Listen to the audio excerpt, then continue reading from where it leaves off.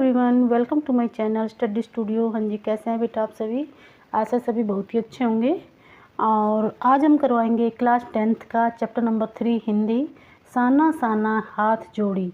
साना साना हाथ जोड़े का मतलब होता है छोटे छोटे हाथ जोड़कर। क्या है इसका अर्थ? छोटे छोटे हाथ जोड़कर वो प्रार्थना करती है। ये एक प्रार्थना है, लेखिका प्रार्थना कर रही है। और ये इसका राइटर है मधु काकरिया, एक लेखिका है ये मधु काकरिया। इतना याद करना है आपको। और ये चैप्टर धीरे धीरे करके पूरा आपको रीडिंग करना है, समझना है। ठीक है बेटा? तो आज हम इसके क्वेश्चन आंसर कराएंगे। तो क्वेश्चन आंसर क्वेश्चन 1 से देखिए, इसके 16 क्वेश्चन है इसमें। तो मैं इनको अच्छे से समझाऊंगी आपको, और इसी से मैं कोशिश करूंगी याद करवा दूं। आपको रट्टा नहीं मारना पड़ेगा फिर। और सभी बच्चे बहुत ही ध्यान से समझेंगे इनको, बहुत ही गहराई से इनको सुनेंगे और समझेंगे। ओके बेटा? तो क्वेश्चन नंबर 1 देखिए। 1 सेकेंड।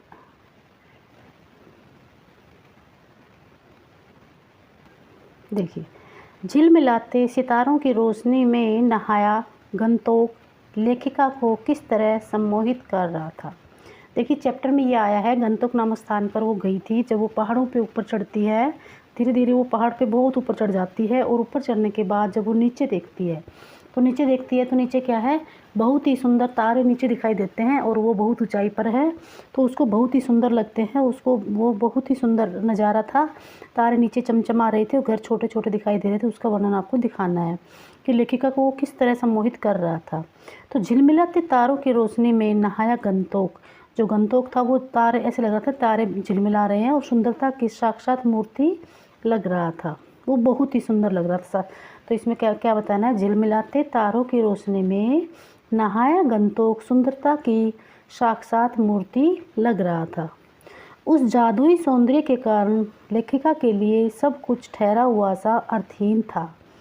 जो इतना सुंदर लग रहा था कि लेखिका के लिए ऐसा लग रहा सब कुछ ठहर गया, इतना सुंदर था। उसकी चेतना अतिद्रियता में डूब गई थी। उसे ऐसा लगा मानो उसके बाहर भीतर केवल ब्रह्मा है। सम्मोहन के कारण उसके मन में भव्य उजाला छा गया। हाँ जी, समझ में आया नहीं आया बेटा? देखो कैसे याद करेंगे। झिलमिलाते तारों की रोशनी में नहाया गंतोक, तो तारों की रोशनी में ऐसा लग रहा था जैसे कि जो गंतोक है वो सुंदरता की साक्षात मूर्ति लग रहा था। ठीक है? उस जादुई सौंदर्य के कारण लेखिका के लिए सब कुछ ठहरा हुआ सा और अर्थहीन था। वो इतना सुंदर था कि लेखिका को ऐसा लग रहा है सब कुछ ठहर गया हो, इतना अर्थहीन हो, सब कुछ अर्थहीन है। यानी कि लेखिका उसमें मोहित हो गई थी, सम्मोहित हो गई थी। और जो लेखिका की जो चेतना है तो उसको क्या होता है? अति इंद्रिय होता है, इंद्रियों से परे चले जाने का भाव। यानी कि इंद्रियां उसकी काम नहीं कर रही थी, उसकी चेतना थी वो इंद्रियों से परे चली गई थी। उसे ऐसा लगा मानो उसके बाहर भीतर केवल ब्रह्मा है। मतलब इंद्रियां उसकी काम नहीं कर रही थी और उसको ऐसा लग रहा था लेखिका को कि उसके अंदर सिर्फ ब्रह्मा है। सम्मोहन के कारण उसके मन में भव्य उजाला सा बहुत अधिक सम्मोहन हो गई थी। वो उसको देख के उस नज़ारे को, और वो बहुत खुश थी और बहुत ही वो उसको ऐसा लग रहा था जैसे कि उसके मन में सिर्फ उजाला ही उजाला है। ठीक है बेटा? क्वेश्चन नंबर 2 देखिए। क्वेश्चन नंबर 2 देखिए बेटा। गंतोक को मेहनतकश बादशाहों का शहर क्यों कहा जाता है? मेहनतकश मतलब बहुत अधिक मेहनत करने वाले बादशाह का शहर। गंतोक ऐसा स्थान है जिसको वहाँ पर लोग बहुत मेहनत करते हैं। ठीक है? क्योंकि वहाँ पर जो ऊपर है, चढ़ाई है, पत्थर तोड़ते हैं, तो बहुत अधिक मेहनत करनी पड़ती है। तो उसको मेहनतकश बादशाहों का शहर गंतोक को क्यों कहा जाता है? तो गंतोक एक पर्वतीय स्थल है, पहाड़ों का क्षेत्र है वहाँ पे। तो गंतोक एक पर्वतीय स्थल है, यहाँ पर जीवन बहुत ही कठिन है। पहाड़ों में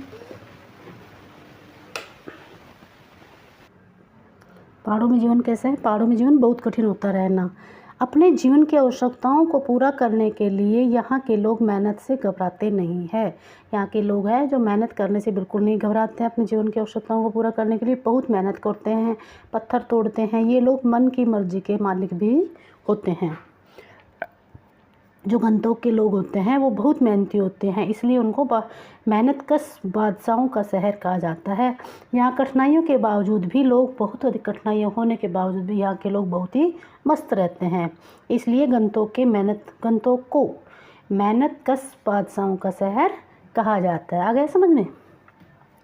तो आपको फोकस कहाँ करना है, एक पर्वतीय स्थल पर, कठिन वहाँ का जीवन कठिन है और आवश्यकताओं को पूर्ति करने के लिए लोग वहाँ पर बहुत अधिक मेहनत करते हैं, घबराते नहीं हैं, मन के मर्जी के मालिक हैं और कठिनाइयों के बावजूद भी वो बहुत खुश रहते हैं, बहुत मस्त रहते हैं। इसलिए वहाँ के लोग गंतोक को मेहनत कश बादशाहों का शहर कहा जाता है। क्वेश्चन नंबर 3 देखिए बेटा, कभी श्वेत तो कभी रंगीन पताकाएं का फहराना किन अलग अलग अवसरों की ओर संकेत देता है। मतलब वहाँ पर जब वो लेखिका गई थी तो वहाँ पर क्या था कि श्वेत पताकाएं फहरा रही है, कहीं रंगीन पताकाएं फहरा रही है, तो इनका क्या अर्थ है, क्यों ये अलग अलग कैसे है। तो श्वेत पताकाओं का फहराना शांति का प्रतीक है। सफ़ेद रंग क्या होता है, शांति का प्रतीक होता है। तो श्वेत पताकाओं का फहराना शांति का प्रतीक है। आत्मा की शांति के लिए नगर से बाहर किसी सोने से स्थान पर 108 पताकाएं फहराई जाती है। जो अगर कोई मर जाता है तो उसकी आत्मा की शांति के लिए नगर से बाहर किसी शांत से स्थान पर और सुंदर से अच्छे से स्थान पर 108 पताकाएं फहराई जाती है, जिन पर मंत्र लिखा रहता है। ठीक है, उन पताकाओं पर मंत्र भी लिखे होते हैं और धीरे धीरे ये पताकाएं अपने आप नष्ट हो जाती हैं, इनको उतारा नहीं जाता। ठीक है, इन पताकाओं का ऊपर कुछ मंत्र लिखे होते हैं, इनको उतारा नहीं जाता और धीरे धीरे ये स्वयं ही नष्ट हो जाती है। लेकिन अगर कहीं शुभ काम हो, कोई जन्मदिन हो, ऐसा कोई अवसर हो, अच्छा अवसर हो, उन पर रंगीन पताकाएं फहराई जाती है। ठीक है, तो शुभ काम के लिए और जैसे जन्मदिन हो या किसी कोई अच्छा बड़ा काम हो तो उनके लिए रंगीन पताकाएं फहराई जाती है। क्वेश्चन नंबर 4 देखिए बेटा, जितेन नार्गे ने लेखिका को सिक्किम की प्रकृति, देखिए लेखिका जब घूमने गई थी तो उस समय सिक्किम में घूमने गई थी तो वहाँ की प्रकृति के बारे में और वहाँ की भौगोलिक स्थिति के बारे में, जनजीवन के बारे में महत्वपूर्ण जानकारियाँ दी। किसने दी, जितेन गार्गे ने। जितेन गार्गे नाम का एक ड्राइवर था उसका और वो उसको घुमा रहा था, उसको वहाँ के एरिया का सब कुछ पता था जितेन नार्गे को। तो उसने पूरी एरिया की वहाँ की क्या क्या है, क्या क्या कहाँ की विशेषताएँ, ये सब उसने लेखिका को समझाया, बताया। तो उसने कहा वहाँ की प्रकृति की, जितेन नार्गे ने लेखिका को सिक्किम की प्रकृति की, भौगोलिक स्थिति की, जनजीवन के बारे में क्या क्या महत्वपूर्ण जानकारी दी, ये सब बताना है आपको। और ये ध्यान रखना, ये एक ड्राइवर है और वो जीप चलाता हुआ उसको लेखिका को घुमाने के लिए वहाँ पे ले गया था। तो जितेन नार्गे ने लेखिका को सिक्किम के बारे में जो जानकारियाँ दी, उनके आधार पर हम ये कह सकते हैं कि सिक्किम भारत की सीमाओं से लगता हुआ छोटा सा स्वतंत्र राज्य है। तो आपको क्या याद करना है, जो सिक्किम है वो भारत की सीमाओं से लगता हुआ एक छोटा सा राज्य है। क्या है, सिक्किम भारत की सीमाओं से लगता हुआ एक छोटा सा स्वतंत्र राज्य है। वह बहुत ही खूबसूरत प्रदेश है। सिक्किम कैसा प्रदेश है, बहुत ही खूबसूरत है और गंगटोक इसकी राजधानी है। ठीक है, ये आपको याद करना है, गंगटोक इसकी राजधानी है, परंतु इसका मूल नाम गंतोक है। इसका मूल नाम क्या है, गंतोक, जिसका अर्थ होता है पहाड़। तो आपको कैसे याद करना है, जो जितेन नार्गे था वो लेखिका को सिक्किम के बारे में जानकारी दी और वहाँ पर घूमकर उन्होंने सिक्किम की इससे पता चलता है कि जो सिक्किम है वो भारत की सीमाओं से लगता हुआ एक छोटा सा स्वतंत्र राज्य है। क्या है, सिक्किम भारत की सीमा से लगा हुआ एक छोटा सा स्वतंत्र राज्य है और वह बहुत खूबसूरत प्रदेश है और इसकी राजधानी गंगटोक है, जिसका मूल अर्थ होता है, वैसे इसका मूल नाम है गंगटोक, जिसका अर्थ होता है पहाड़। यहाँ तक याद हो गया। पहले यहाँ कोई भी टूरिस्ट स्टाफ नहीं था, यहाँ पर पहले टूरिस्ट स्टाफ कोई भी नहीं था, कोई भी जानकारी नहीं देता था। लेकिन जब इसका भारत में विलय हुआ, विलय मतलब मिलना, तो लेकिन जब ये सिक्किम भारत में मिला तो आर्मी के कप्तान शेखर दत्ता, ये आपको याद करना पड़ेगा नाम, ये आर्मी के कप्तान शेखर दत्ता के प्रयत्नों से टूरिज्म की दृष्टि से इसका विकास होने लगा। तो ये आर्मी के जो कप्तान शेखर दत्ता है उसके प्रयत्न से वहाँ पर टूरिस्ट का जो विकास होने लगा, वहाँ पर आने लगे लोग। यहाँ के लोग बड़े ही भोले और मेहनती हैं। गंतोक के लोग कैसे हैं, बहुत ही भोले हैं और बहुत ही मेहनती हैं। ठीक है, भारत से मिलकर यहाँ के लोग बहुत खुश हैं और गंगटोक से युयांग की 149 किलोमीटर की क्षेत्र हिमालय की गहन घाटियों और फूलों की वादियों से भरा हुआ है। आपको ये लाइन जरूर याद करनी है, गंगटोक से युमयांग, ये नाम याद कर लेना, थोड़ा टफ है। गंगटोक से युमयांग की 149 किलोमीटर की क्षेत्र हिमालय के, वहाँ इतनी दूर तक हिमालय फैला हुआ है और उसकी बहुत अधिक गहन गहन घाटियाँ हैं और फूलों की वादियों से वो जगह पूरा भरा हुआ है, बहुत अधिक सुंदर सुंदर फूल लगे हुए हैं। और सिक्किम की सीमा चीन से सटी हुई है, जो सिक्किम की सीमा है वो चीन से भी टच हुई है, उसके पास लगी हुई है। यहाँ का प्राकृतिक सौंदर्य दर्शनीय है, यानी कि देखने योग्य है। हो गया याद? जिनको याद नहीं होता वो अगर बैक में करके पीछे दोबारा देख ले, ठीक है बेटा, क्योंकि समझाने से माइंड में सेट हो जाएगा। आप याद करोगे तो वो बार बार भूल जाओगे। तो जिनको जैसे याद नहीं होता वो एक बार पीछे करे, बैक करे, उसको दोबारा सुने उन बातों को, ठीक है बेटा। और अपने एक चीज़ और है, जैसे कि इस पे दिखाई नहीं दे रहा, छोटे अक्षर दिखाई दे रहे हैं, क्लियर नहीं दिखाई दे रहा यूट्यूब पे, तो आप उसको क्लियर करिए उसमें, और जैसे 3 क्वालिटी को बढ़ाइए और उसको जूम करके भी देख सकते हो, थोड़ा जूम होकर बड़े अक्षर दिखते हैं, साफ दिखते हैं, ठीक है। और यहाँ के लोग बौद्ध धर्म को मानते हैं, जो गंतोक के लोग हैं वो किसको मानते हैं? बौद्ध धर्म को। ये आपको ध्यान रखना है, ये बार बार पीछे भी आया था।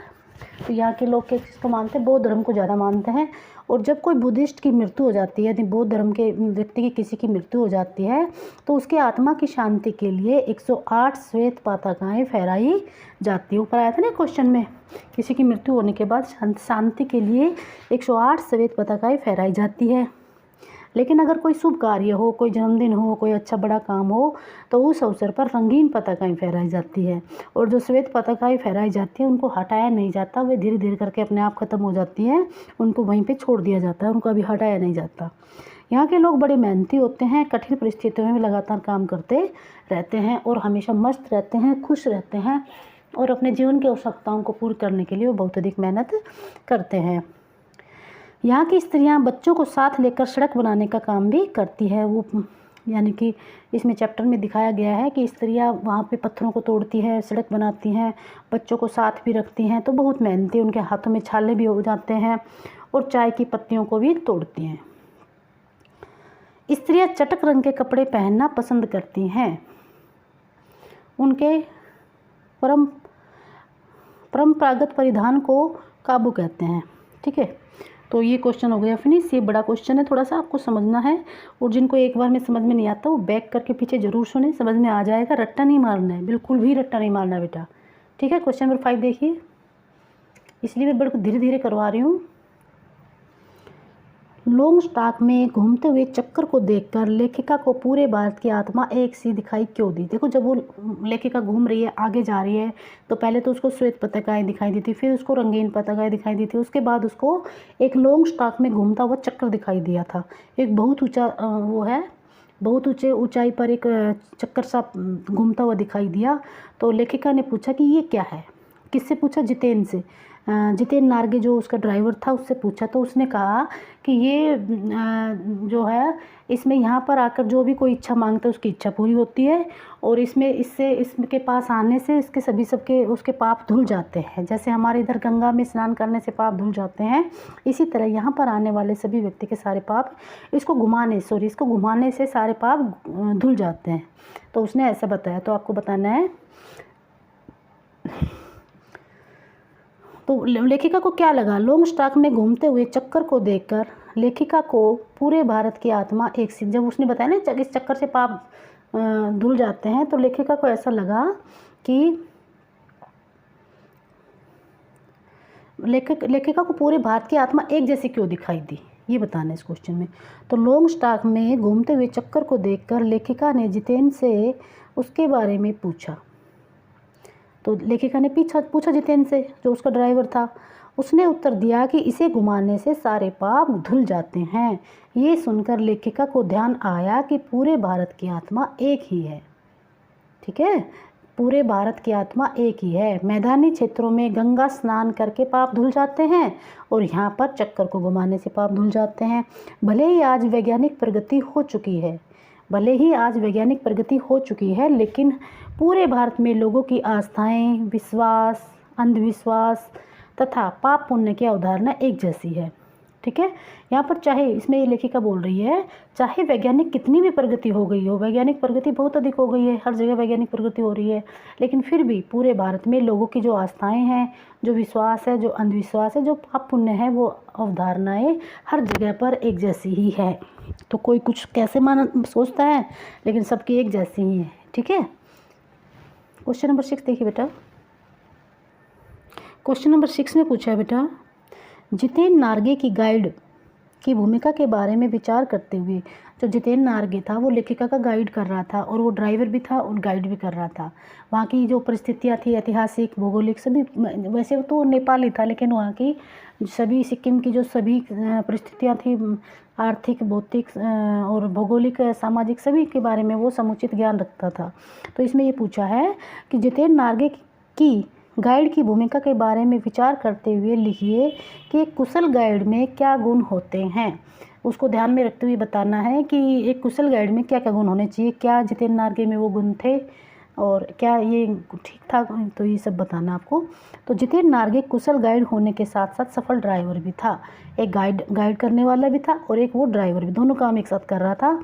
एक कुशल गाइड में वाहन चलाने की कुशलता भी होनी चाहिए। जो एक कुशल गाइड होता है, अगर वो वाहन भी चलाता है तो दोनों काम एक साथ हो जाते हैं, तो ये भी बहुत ही अच्छा है, ताकि अवसर आने पर वह वाहन को चला सके। पुनः एक कुशल गाइड को अपने क्षेत्र की, जो एक कुशल गाइड होता है उसके बारे में बताना है कैसा कैसा होना चाहिए। तो जो भी कुशल गाइड हो, तो वहाँ के जो जिस क्षेत्र में भी वो गाइड कर रहा है, तो वहाँ के क्षेत्र की भौगोलिक, सामाजिक, आर्थिक और ऐतिहासिक परिस्थितियों का समुचित ज्ञान उसे होना चाहिए। जैसे जितेन को ये पता था कि देवानंद की जो फिल्म गाइड की शूटिंग लॉन्ग स्टॉक में हुई थी, इससे सेनानियों में रुचि बढ़ती है। तो ये वहाँ की जो फिल्म बनी थी उसका भी उसको नॉलेज थी। और एक कुशल गाइड होने के कारण वह नेपाली होते हुए भी सिक्किम के, नेपाली था वो जो जितेन था, लेकिन वो सिक्किम के जनजीवन, संस्कृति और धार्मिक मान्यताओं का भी पूरा ज्ञान रखता था। एक कुशल गाइड में वो कहीं का भी हो, लेकिन वो जहाँ पर रह रहा है, जहाँ की गाइड कर रहा है, तो वहाँ की जो सभी चीज़ों के बारे में उसको पता होना चाहिए। उसकी संस्कृति, धार्मिक मान्यताओं का भी पूरा ज्ञान रखता था। एक अच्छा गाइड होने के कारण जितेन में मानवीय संवेदनाओं की भी समझ है। वह केवल सिक्किम की सुंदरता का ही वर्णन नहीं करता, यानी कि वो उसके अंदर भावनाएं भी अच्छी हैं। वो सिर्फ सुंदरता का वर्णन नहीं करता, लेकिन वहाँ के जो लोगों का जो दुख दर्द था, वो औरतें जितना मेहनत करती थी, वो भी उसका वर्णन वो करता है। वहाँ के लोगों का दुख दर्द को भी वो जानता है। और जितेन के समान एक सफल गाइड को प्रतिभावान, कर्तव्यपरायण और अनुभवी व्यक्ति होना चाहिए। तो ये चीज़ें तो बेटा आपको याद करनी पड़ेंगी, दो मेन अक्षर होते हैं, तो ये तो अच्छे लिखने आनी चाहिए आपको, ठीक है। तो जितेन की तरह जो सफल गाइड होते हैं उनको प्रतिभावान होना चाहिए, कर्तव्यपरायण होना चाहिए, अनुभवी व्यक्ति होना चाहिए। वह नेपाल में हुई हिंसक घटनाओं तथा माओवादियों के समाचारों का भी पूरा ध्यान रखता है। जो हिंसक घटनाएं होती है उनके बारे में उनको पूरी नॉलेज जितेन को रहती है। एक अनुभवी गाइड होने के कारण वह सैलानियों की गाड़ियों को धुंध और वर्षा होने पर भी सही रास्ते पर चलाता है। धुंध हो रही है, वर्षा हो रही है, लेकिन फिर भी वो एक सही तरीके से समझ से अपने से गाड़ी अच्छे से वो चलाता है, ठीक है बेटा। इसके बारे में ये अच्छे से मैंने समझा दिया है। आप एक बार इसको जो क्वेश्चन समझ में एक बार में आ जाए, ठीक है, जिसको समझ में नहीं आ रहा है रिपीट करें उसको। क्वेश्चन नंबर 7 में है, इस यात्रा वृत्तांत में लेखिका ने हिमालय के किन किन रूपों का चित्र खींचा है, उन्हें अपने शब्दों में लिखिए। तो जो लेखिका घूमने गई थी, तो हिमालय के पास जब वो धीरे धीरे ऊपर जाती है, तो जैसे जैसे वो हिमालय के पास पहुंचती है, तो वहाँ की जो सुंदरता है और वहाँ की जो पहाड़ियाँ हैं, वहाँ के जो ग्रीन रंग की जो दिख रहा है पूरा, वो सब बहुत सुंदर लग रहा है, तो उनके बारे में दिखाना है। प्रस्तुत यात्रा वृत्तांत में लेखिका ने हिमालय पर्वत के क्षण क्षण परिवर्तन होते हुए सौंदर्य को देखा। जो जगह जगह पर बहुत सुंदर सुंदर परिवर्तन उसको देखने को मिल रहे थे। जैसे जैसे आगे बढ़ती है सुंदरता, तो उसको बहुत खिले हुए फूल और इस तरीके से तो उसके जो सुंदरता दिखाई दे रही थी, उसके सौंदर्य को उसने देखा। जैसे जैसे ऊंचाइयों पर चढ़ते जाते हैं, जैसे जैसे हिमालय की पहाड़ियों पर चढ़ते जाते हैं, हिमालय का विस्तार बढ़ता यानी कि जब वो नीचे थी तो हिमालय बहुत छोटा और ऊंचा दिखाई दे रहा था, लेकिन जैसे जैसे वो ऊपर चढ़ी तो हिमालय तो बड़ा दिखाई देने लगा, नीचे सब कुछ छोटा दिखाई देने लगा। ऐसा होता है ना। तो हिमालय का जो विस्तार है वो बढ़ता चला जाता है। छोटी छोटी पहाड़ियाँ विशाल पर्वतों का रूप धारण कर, जो पहले छोटी छोटी पहाड़ियाँ दिख रही थी वो कैसी दिखने लगी, विशाल पर्वत के रूप में धारण कर लेती है। घाटियाँ गहरी होने लगती हैं, छोटी छोटी घाटियाँ दिख रही थी वो बड़ी बड़ी दिखने लगती हैं, गहरी गहरी, और वादियाँ चौड़ी होने लगती है। इनमें रंग बिरंगे फूल, उनमें सुंदर सुंदर फूल हैं, पर्यटकों का स्वागत करते हुए दिखाई देते हैं। जो बहुत सुंदर सुंदर फूल हैं वो ऐसे लग रहे हैं कि सभी पर्यटकों का स्वागत कर रहे हैं, जो आ रहे हैं उनका सभी फूल स्वागत कर रहे हैं। चारों ओर प्राकृतिक सुंदरता बिखरी होती है। इसके हिमालय के चारों तरफ प्रकृति की सुंदरता बहुत सुंदर लग रही है। और पर्वतीय झरने की जलधार, जो पर्वत से जो झरना चल रहा है उसकी जो जलधारा है पर्वतों के बीच में से बल खाती हुई, पर्वतों के बीच में से, पत्थरों के बीच में से बल खाती हुई वो जलधार ऐसे निकल रही है। पूरा हिमालय पर्वत, जो हिमालय पर्वत है वो चटक हरे रंग की मोटी चादर ओढ़े हुई है। मतलब उसके ऊपर चारों तरफ हरी हरी ग्रीन ग्रीन घास और फूल लगे हुए हैं, तो वो बहुत ही ऐसा लग रहा है जैसे हरे रंग की मोटी चादर ओढ़ रखी है हिमालय पर्वत ने। और जो तीस्ता नदी है, यहाँ पर एक नदी का वर्णन दिखाना है। तीस्ता नदी का सौंदर्य लेखिका को मंत्र मुग्ध कर देता है। ठीक है, तो इस नदी का नाम याद कर लेना, तीस्ता नदी है। और वह उसे दगी हुई सी देखने लगती है। लेखिका क्या करती है, उसको बहुत दगी हुई नज़रों से देखती है। और लेखिका इस स्वर्गलोक सौंदर्य की दीनता, भूख और मौत का अनुभव भी करती है।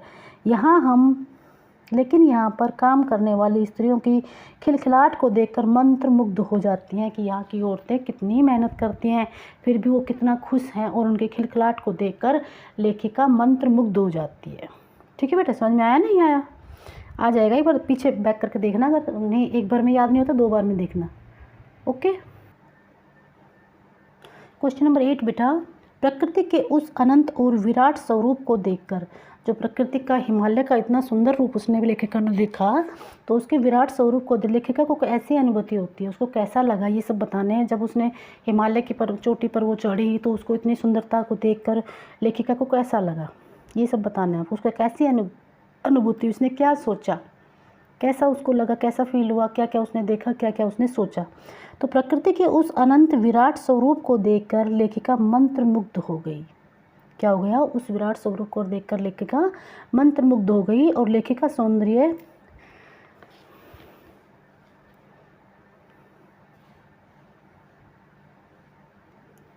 हिमालय का सौंदर्य प्रतिपल बदलता रहता है। जैसे जैसे वो आगे चढ़ती है तो उसका सुंदरता हिमालय की बदलती रहती है। उस सौंदर्य को देखकर लेखिका को स्वर्गीय अंत की अनुभूति हुई और स्वर्ग जैसा उसको लगा।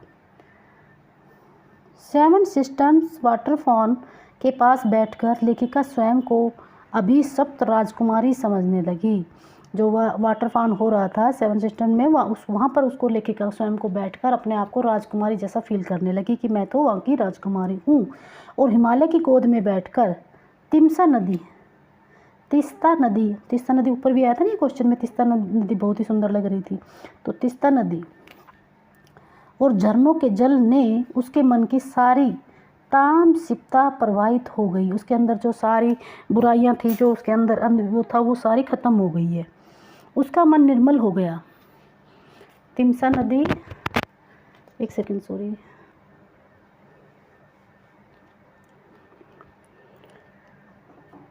क्या बताया इसमें, हिमालय की गोद में बैठकर तीस्ता नदी और झरनों के जल से उसके मन की जो सारी अंधविश्वास था वो सब कुछ खत्म हो गया, उसमें प्रवाहित हो गया। और उसका मन कैसा हो गया, निर्मल हो गया। उसे लगा कि सभी जो इसी स्थान पर आकर ऋषि मुनि वेदों की रचना की होगी, सभी ऋषि मुनियों ने यहाँ पर आकर वेदों की रचना की होगी, सत्य की ऋषि मुनियों ने खोज की होगी। यहाँ पर उन्होंने सर्वे बंधु सुखन महामंत्र को पाया होगा। यहाँ पर ही सभी ऋषि मुनियों ने आकर सर्वे बंधु सुखिन महामंत्र को पाया होगा। लेखिका को अनुभव हुआ कि जीवन की सार्थकता झरनों और फूलों के समान होनी चाहिए। लेखिका को ऐसा लगा कि हमें जीवन की जो सार्थकता है वो झरने और फूलों जैसे होनी चाहिए। हम समान होने चाहिए। वे अपना सब कुछ देते हैं, लेते कुछ नहीं है। झरने और फूल होते हैं, वो हमें कुछ नहीं लेते हमसे और हमें देते हैं। लेखिका को लगा कि अगर इस सौंदर्य का कोई अपराधी भी देख ले तो उसके मन में भी करुणा के भाव पैदा होने लगेंगे और वह बुरे कामों को छोड़ देगा। लेखिका को लगा अब कोई भी बुरा आदमी भी इन सब चीज़ों को देख लेगा तो वो उनको अपनी बुराई को छोड़ देगा। तो ये बहुत ही लॉन्ग वीडियो हो गई है। अगर आपको वीडियो अच्छी लग रही है तो लाइक एंड सब्सक्राइब कीजिए। आगे के हम जो 8 क्वेश्चन हैं वो उसमें नेक्स्ट वीडियो में करेंगे। ओके बेटा, थैंक यू।